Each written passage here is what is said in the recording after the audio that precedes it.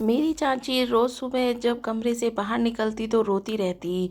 उनके कपड़े फटे हाल होते। एक दिन चाची को नींद की दवा खिलाकर मैं उनके कपड़े पहनकर राज का पता लगाने के लिए चाचा के कमरे में बिस्तर पर लेट गई।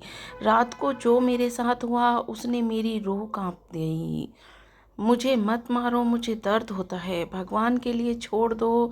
चाची की दर्द भरी आवाज़ सुनकर मुझे अपने चाचा से नफरत सी होने लगी थी।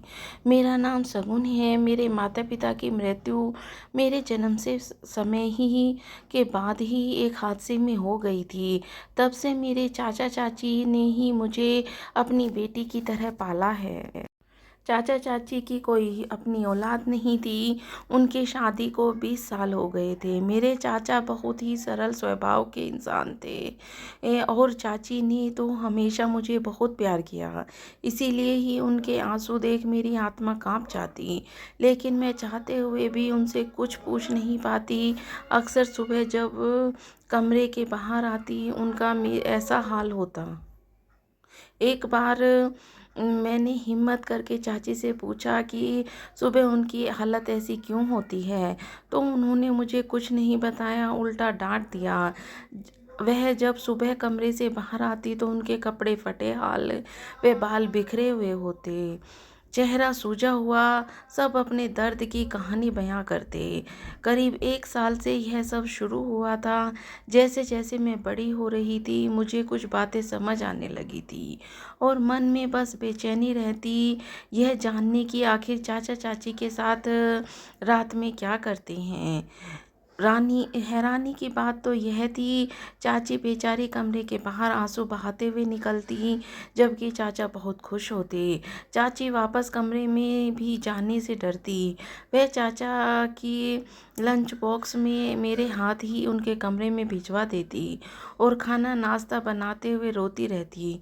चाची की हालत देख मुझे उन पर दया आती। मैं 9वीं क्लास में पढ़ रही थी। चाचा को चाय लंच देकर मैं स्कूल चली जाती। लेकिन स्कूल में भी मेरे दिमाग में बस चाचा चाची का ख्याल घूमता रहता। चाचा इतने नॉर्मल नज़र आते हैं और चाची से तो चाचा के बारे में बात करने की भी कोई कोशिश करो तो वो सहम जाती हैं। आखिर क्या होता है ऐसा। रात को कमरे में चाची मेरे साथ मेरे कमरे में ही सोती थी। बस कभी कभी चाचा उन्हें बुलाकर अपने कमरे में ले जाते। तब वह तब भी मना कर देती, लेकिन चाचा के लहजे में इतनी इज्जत व प्यार होता, मैं तो हैरान ही रह जाती। लेकिन मैं जानती थी वह चाची के साथ कमरे में ज़रूर कुछ गलत करते हैं। मुझसे चाची का यह हाल देखा न जाता और इसी कारण मैं पढ़ाई में भी ध्यान नहीं लगा पा रही थी। और हाल तो यह था, अब मेरा घर में भी मन नहीं लगता। मेरा मन करता कि 1 मिनट के लिए भी चाची को चाचा के कमरे में न जाने दूं, लेकिन चाचा से कुछ कह नहीं पाती। इन्हीं सब चक्कर के कारण मैं फेल हो गई। मैंने यह बात चाचा चाची को नहीं बताई, लेकिन मेरे स्कूल में सब हैरान थे। मेरी सहेली तो बार बार कारण पूछने लगी कि मुझे क्या हुआ है। मैंने उसे अपने घर के बारे में सब बता दिया। वह बोली, तुम्हारे चाचा किसी गलत संगत में तो नहीं लग गए? मतलब मैंने हैरानी से पूछा, लेकिन उसने आगे बात बदल दी। मैं उस दिन स्कूल से वापस आई तो चाची के मोहल्ले में रहने वाले उनके बचपन के दोस्त रमेश घर पर बैठे हुए थे। वो अक्सर हमारे घर दिन के समय आते रहते थे। चाची ने बताया कि वह बचपन से साथ थे। फिर एक दिन उनके दोस्त रमेश जी दुबई चले गए और चाची की चाचा की शादी हो गई। 1 साल पहले तक चाचा चाची के बीच सब कुछ ठीक था। फिर मुझे ही कुछ समझ नहीं थी, लेकिन अब मुझे चाची की तकलीफ़ नज़र आने लगी और समझ आ गया मेरे चाचा जी अच्छे इंसान नहीं हैं। वह चाची को सताते हैं, इसीलिए वह अब उनके प्रति मेरे मन में नफ़रत पैदा होने लगी। चाची के दोस्त करीब 1.5 साल पहले वापस आ गए थे। तभी से उनका हमारे घर में आना जाना लगा रहता। लेकिन चाची को उनका आना पसंद नहीं था। वो अक्सर मुझसे कहती भी थी, तुम्हारे चाचा को पता चल गया तो अनर्थ हो जाएगा। मैं भी चाची को कह देती, कैसे पता चलेगा, चाचा तो पूरा दिन काम पर होते हैं। मुझे रमेश जी का स्वभाव बहुत अच्छा लगता। वह जब भी मैं आते मेरे लिए बहुत सारे तोहफे लाते। चाचा की नौकरी में तो घर की दाल रोटी ही चलती थी। उसी रात चाची मेरे कमरे में ही सो गई। मैं भी आंखें बंद करके लेटी हुई थी। तभी चाचा आए और चाची को अपने कमरे में चलने को कहने लगे। चाची ने डरी हुई आवाज़ में मना कर दिया। मैं आंख बंद किए हुए लेट रही थी, यह देखने के लिए कि चाचा चाची को क्या बोलते हैं। चाचा बोले, चलो ना, कसम से मैं बिल्कुल परेशान नहीं करूँगा। चाचा बहुत प्यार से बोल रहे थे। चाची बोली, नहीं, नहीं जाना।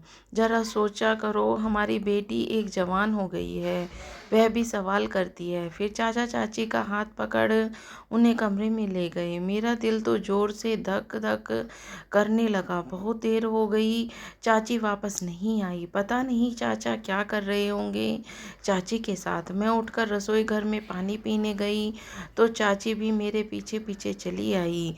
लेकिन मैंने उन्हें देख मेरे होश उड़ गए। उनके पूरे कपड़े फटे हुए थे।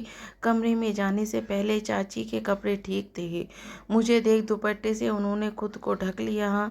चाची के पूछने पर मैं यहाँ क्या कर रही हूँ बता दिया, पानी पीने आई थी। फिर हम दोनों कमरे में आकर लेट गए, लेकिन चाची के कहराने की नींद कहाँ आने वाली थी। मन तो हुआ जाकर चाची को तसल्ली दूं, लेकिन मैं चुपचाप पड़ी रही। सुबह चाचा बहुत खुश थे। उनकी कमाई कम थी, लेकिन घर में हमेशा टिप टॉप होकर निकलते थे। मैं आज उन्हें नफरत से घूर रही थी और चाय टिफ़िन देकर स्कूल में चली गई। स्कूल में भी पूरा दिन रात की ही बात ही सोचती रही।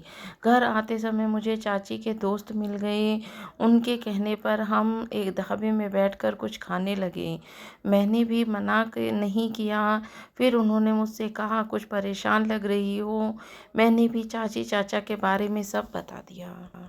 तब वह बोले, शायद तुम्हें पता नहीं, तुम्हारे चाचा अच्छे हाथ में नहीं है। तुम और तुम्हारी चाची क्यों उनके साथ ऐसा जीवन बिता रही हो, क्यों आज़ाद नहीं हो जाते। बड़े हो अपनेपन से उन्होंने सलाह दी। उनकी बातों में मुझे कसमकस में डाल दिया। भला पिता समान चाचा को छोड़ने के बारे में कभी सोच भी नहीं सकती। आज तक उन्होंने कभी मुझसे ऊंची आवाज़ में बात तक नहीं की। चाची के सिवा मेरे पास कोई वजह नहीं थी कि मैं उन्हें बुरा इंसान बताऊं। रमेश जी मेरे साथ पर आ गए। चाची हमें देख बहुत खुश हो गई। तुरंत खाना लगा दिया। खाना खाकर मैं तुरंत कमरे में सोने चली गई। वे दोनों बातें करते रहे। अब कई दिन बीत गए थे। चाची को चाचा के कमरे में जाए बिना चाची मेरे साथ बड़ी चैन से नींद सोती, और जिस दिन चाची चाचा के कमरे में जाती वह दिन में बहुत खुश होते। अगली रात चाचा फिर चाची को कमरे में ले गए और सुबह चाची को देख मेरे पैरों तले से जमीन निकल गई। चाची अपने हाथ पांव सही से हिला भी नहीं पा रही थी, ना कुछ काम कर पा रही थी और ना ही चल पा रही थी। उस दिन मैंने पूछ ही लिया, चाची क्या हुआ, तो उन्होंने डांट कर कह दिया, ज़्यादा बातों पर ध्यान मत दो, अपनी पढ़ाई पर मन लगाओ। बोलते हुए उनकी आंखों में आंसू बह रहे थे। इस हालत में भी चाची रसोई में गई। मैं चाचा के लिए चाय टिफ़िन लेकर कमरे में गई। वह मुझसे मेरी पढ़ाई के बारे में पूछने लगे। सब ठीक है, मैंने कहा, और हिम्मत कर चाचा से बोली, मुझे चाची के बिना नींद नहीं आती। उन्हें रात को कमरे में मत बुलाया करो। अरे मैं तो बस कभी कभार जब उससे बात करने का दिल होता है तो बुला लेता हूँ। उसकी बातों में शहद टपक रहा था। आगे बिना कुछ कहे मैं स्कूल चली गई। उस दिन मेरी टीचर एक बात सबको समझा रही थी कि अधूरा ज्ञान हानिकारक होता है, जो किसी को भी नुकसान पहुंचा सकता है। यह बात मेरे दिल में घर कर गई और मैंने ठान लिया कि चाचा का सच पता लगा कर ही रहूंगी। उसके बाद ही चाची के साथ दूंगी।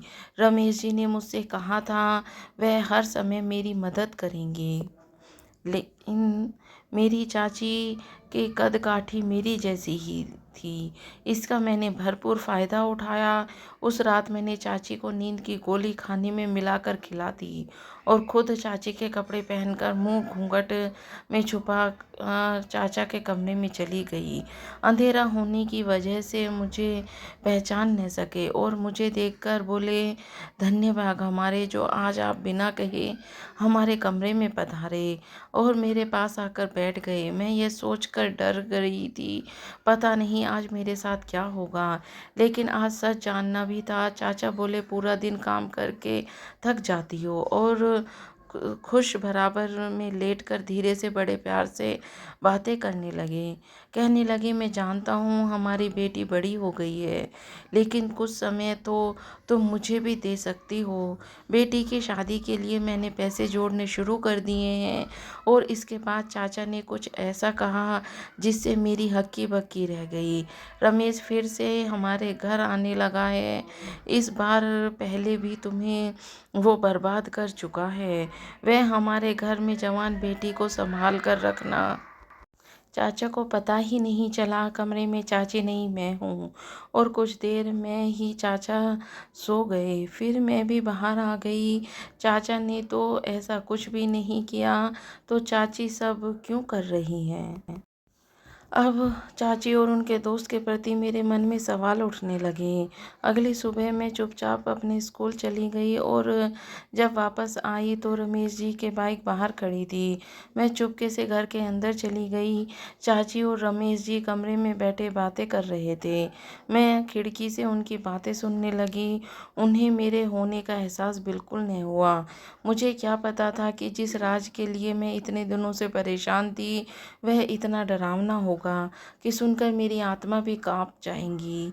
चाची हंसकर रमेश जी से कह रही थी, शगुन को मैंने पूरी तरह उसके चाचा के खिलाफ भड़का दिया है। अब वह दिन दूर नहीं जब वह पूरी दुनिया के सामने मेरा साथ देकर अपनी चाचा को जालिम इंसान बताएगी। मेरा पति तो कभी मुझे हाथ भी नहीं लगाता, बस दो बात करके सो जाता है और मैं कमरे से बाहर शगुन के सामने ऐसे आती जैसे मेरे ऊपर बहुत अत्याचार हुआ। एक दिन तो मैंने अपने कपड़े भी खुद ही फाड़ दिए, अपने हाथ पांव तक नोच लिए। इसीलिए वह घर से आज़ादी और तुम्हारे साथ नई सफ़र में शगुन के मेरे साथ होगी। रमेश जी बोले, मैं भी शगुन को पूरी तरह अपने विश्वास में ले रखा है। तब चाची बोली, बस तुम पहले की तरह धोखा मत दे देना।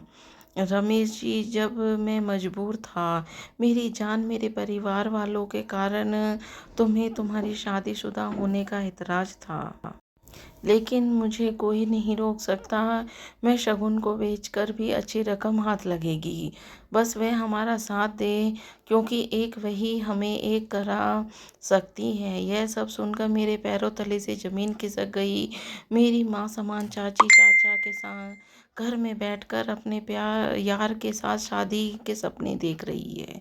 वह चाचा के साथ धोखा कर रही है। इतना सुनना मेरे लिए काफ़ी था, इसीलिए मैं कमरे के अंदर चली गई। मुझे देखकर दोनों सन्न रह गए।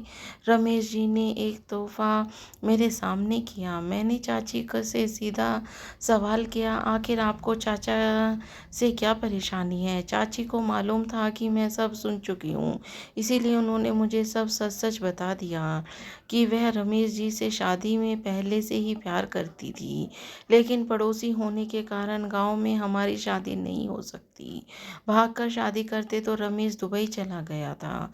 चाची की शादी जबरदस्ती चाचा के परिवार वालों ने करा दी। चाची बहुत सुंदर थी, चाचा एक नॉर्मल शक्ल वाले थे। किसी तरह चाची रिश्ते को निभा रही थी। वह बीच में रमेश जी वापस आ गए तो चाची का दबा प्यार जाग उठा। उस समय पड़ोस में काकी ने उन्हें एक साथ घूमते देख लिया। चाचा ने बड़ी मुश्किल से चाची की इज्जत बचाई थी और रमेश दुबई चला गया था। अब फिर से रमेश जी हमेशा के लिए वापस आ गए। फिर चाची के अरमान जाग उठे। अब चाची मुझे साथ चलने के लिए मनाने लगी, लेकिन मैंने साफ शब्दों में कह दिया, आपको जाना है तो आप जाओ, मैं अपने पति समान पिता समान चाचा को छोड़कर कहीं नहीं जाऊंगी। बहुत कोशिश के बाद जब मैं नहीं मानी तो चाची रमेश जी से बोली, चलो मैं तुम्हारे साथ चलूंगी, मुझे तुम्हारे साथ रहना है। रमेश जी ने एक पल में पल्ला झाड़ लिया। तेरा मैं शगुन के बिना क्या करूँगा, इसके साथ तेरा भी दाग अच्छे मिल जा रहे थे। चाची एकाएक रमेश का चेहरा देखती रह गई। फिर से धोखा। चाची ने एक जोरदार थप्पड़ रमेश को जड़ दिया और धक्के देकर घर से निकाल दिया। और मुझे बहुत बहुत माफ़ी मांगने लगी।